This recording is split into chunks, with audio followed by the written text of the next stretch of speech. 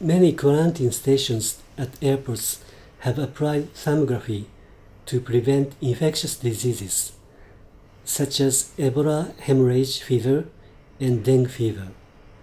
But many studies admit that it is not sufficient enough.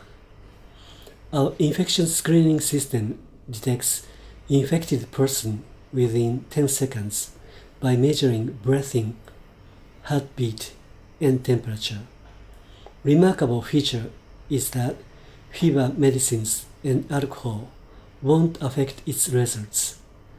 This system has been used at Narita International Airport Clinic for its trial operation, not only at quarantine stations, but also at places like schools, workplaces, and senior citizens centers.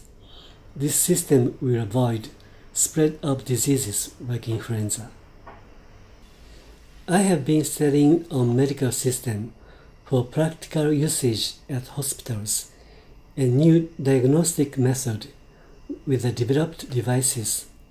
My lab members and I have been developing infectious screening systems using microwave radar and photosensor to avoid inflow of diseases.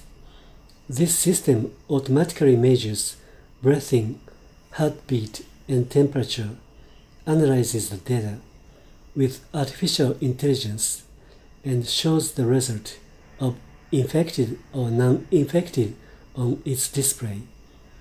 This diagnostic system has been published in many notable international journals, such as Journal of Infection, and has won coverage in the mass media, such as Hodo Station and Asahi Shimbun.